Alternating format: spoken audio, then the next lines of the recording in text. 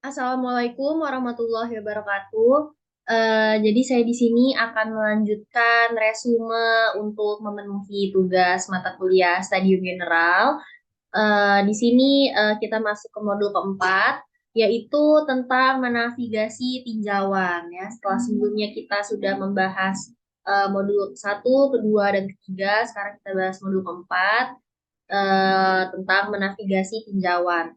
Nah, di sini dalam menavigasi tinjauan ada beberapa hal yang perlu kita perhatikan. Yang pertama yaitu ilmu menulis artikel ulasan ya.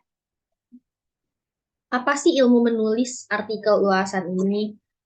Artikel ulasan ilmiah harus dianggap sebagai upaya ilmiah dan harus menggunakan metode sains ya. Jadi artikel ulasan ilmiah ini atau sebagai upaya ilmiah kita harus menggunakan metode sains. Nah, penulis harus menyediakan dan editor harus meminta bagian yang menjelaskan bagaimana sumber ulasan yang diidentifikasi. Tinjauan literatur modern melibatkan survei internet. Jadi seseorang harus memberikan daftar database dan istilah pencarian yang digunakan. Nah, jadi penulis ini harus menyediakan dan editor harus meminta bagian. Artinya penulis dan editor ini berkolaborasi dalam menentukan sumber ulasan yang diidentifikasi. Lalu selanjutnya ada tanggung jawab penulis. Jadi penulis ini harus bertanggung jawab terhadap artikel yang diterbitkan. Nah, ini ya. Mengingat bahwa artikel tersebut merupakan upaya kreatif dengan pendekatan subjektif terhadap suatu topik, maka semua penulis harus berbagi perspektif yang sama dan harus berbagi tanggung jawab atas semua konten artikel ulasan. Nah, semua penulis yang menciptakan artikel dan artikelnya telah diterbitkan, penulis-penulis itu harus berbagi perspektif yang sama dan berbagi tanggung jawab atas semua konten artikel ciptaannya yang telah diterbitkan. Jika tidak ada ketidaksepakatan di antara penulis tentang interpretasi data, artikel, atau bidang penelitian tertentu, maka itu harus dinyatakan dalam teks. Artinya, ketika terjadi ketidaksepakatan antara perjanjian awal, jadi penulis ini harus memasukkan interpretasi data, artikel atau bidang penelitian tertentu di dalam artikelnya ya. Jadi tidak ada hal-hal yang disembunyikan. Nah, selanjutnya ada gambar, tabel, dan referensi. Nah, sebelum kembali ke komentar umum tentang menulis artikel ulasan, sebaiknya kita pertimbangkan perakitan yang tepat dari beberapa komponennya. Gambar dan tabel harus disertakan dalam artikel. Sosok yang mengilustrasikan model yang diusulkan dalam artikel ulasan hampir selalu harus menjadi fitur. Nah, tabel juga dapat digunakan untuk meringkas fakta-fakta penting tentang topik diskusi. Jadi, gambar, tabel, dan referensi ini termasuk bagian yang krusial dalam pembuatan artikel ya. Gambar ini dapat menjadi ilustrasi model yang digambarkan dalam artikel terkait. Nah, tabel juga dapat berguna untuk meringkas fakta-fakta penting tentang topik diskusi yang dibahas dalam artikel yang terbit. diterbitkan. Kemudian ada abstrak ya. Jadi meskipun memiliki garis besar artikel ulasan, dari awal komposisinya tuh sangat membantu. Jadi abstrak ini harus ditulis saat sisa teks selesai secara substansial. Dan abstrak ini harus dijaga keasliannya. Jadi fungsi abstrak itu pada artikel-artikel menjadi seperti ringkasan lah ya, bisa dibilang. Simpelnya tuh kita bisa bilang abstrak itu sebagai ringkasan dari seluruh apa yang menjadi topik di dalam artikel tersebut. Kemudian ada kreativitas dan manfaatnya. Jadi tujuan dari esai ini adalah untuk membantu penulis artikel dengan pedoman yang akan mempromosikan penulisan naskah asli. Fokusnya sengaja tidak pada mekanisme organisasi teks ya, karena menulis itu harus menjadi upaya kreatif yang menampilkan pemikiran inovatif. Jadi dalam kegiatan menulis tidak hanya kekreativitasan saja yang dituntut, melainkan pemikiran yang inovatif juga dituntut di dalamnya.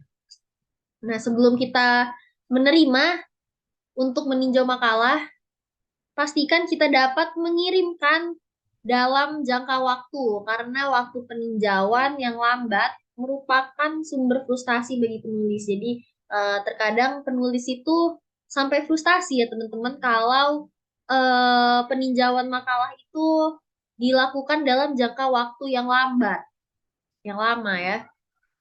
Nah, banyak jurnal mencatat berapa lama waktu yang dibutuhkan pengulas untuk mengirimkan ulasan. Jadi kadang pengulas juga terlalu lama untuk meninjau makalah. Jika sangat lambat, editor akan mempertimbangkan hal ini dan menghindari mengundang pengulas lagi. Jadi editor juga takut mendapatkan pengulas yang lama. Jadi mereka mempertimbangkan untuk tidak mengundang pengulas yang sama dan mencari pengulas yang baru. Kemudian beberapa jurnal juga memberi peringkat ulasan setelah dikirimkan. Jadi jika kita melakukan pekerjaan dengan baik, kemungkinan besar kita akan diundang lagi. Nah, ini termasuk dari apa yang telah kita kerjakan ya. Jika kita melakukan pekerjaan dengan baik, sesuai apa yang diminta, tepat waktu, maka kita juga akan diundang lagi oleh orang lain. Tetapi jika sebaliknya, kalau kita mengerjakan dengan tidak ikhlas, malas, lambat, maka orang-orang juga tidak akan mengundang kita lagi. Seperti itu. Lalu selanjutnya, jika setelah menyetujui untuk meninjau, kita akan menemukan bahwa kita tidak akan dapat menyelesaikan peninjauan kerangka waktu yang disepakati. Hubungi jurnal dan beritahu mereka. Jika kita memiliki konflik, misalnya kita bekerja sama dengan penulis atau sedang bekerja sama dalam persaingan secara langsung. Nah, kita harus menyatakan kepada editor, jika kita tidak dapat menerima undangan untuk meninjau, saran dari reviewer alternatif disambut oleh editor. Jadi di sini alternatifnya jika kita tidak dapat menerima undangan untuk meninjau, kita dapat meminta saran dari reviewer ya yang disambut hangat oleh editor. Setelah keputusan dibuat, jurnal sering memberitahu pengulas apakah mereka akan menerima atau menolak makalah. Jadi setelah kita membuat keputusan lalu kita memberitahu pengulas, ada dua kemungkinan apakah makalah kita ini dapat diterima ataupun ditolak ya. Lalu mengirimkan salinan ulasan lain kepada si pengulas. Hal ini memungkinkan untuk melihat penilaian dari pendapat ahli dan apakah ada sesuatu yang telah kita lewatkan dari ulasan kita sendiri. Nah, di bagian ini saat kita melihat penilaian dan melihat pendapat dari para ahli, disitulah kita dapat mengetahui apa saja miss-miss yang telah kita lakukan seperti itu, apa saja kurang-kurangnya dari artikel kita. Nah, hal ini juga dapat membantu kita menilai apakah kita eh, ketat untuk jurnal atau terlalu lunak. Nah, terkadang perlu beberapa upaya untuk mendapatkan rasa penerimaan untuk jurnal tertentu. Setiap jurnal itu berbeda. Jadi, makalah ini dapat melalui beberapa putaran per reviewer ketika sebuah makalah ditolak. Penulis dalam banyak kasus akan mengirimkan ke jurnal lain. Jadi, banyak penulis ketika makalahnya ditolak, mereka tidak menyerah dan mengirimkannya dengan pengulas lain ya. Nah, editor jurnal baru akan melakukannya ke pengulas baru ketika sudah dikirimkan oleh penulis. Ada kekhawatiran di kalangan komunitas ilmiah bahwa hal ini akan mengarah kepada pemborosan karena ulasan sebelumnya tidak selalu dipertimbangkan. Jadi beberapa eh, komunitas ilmiah meyakini bahwa kegiatan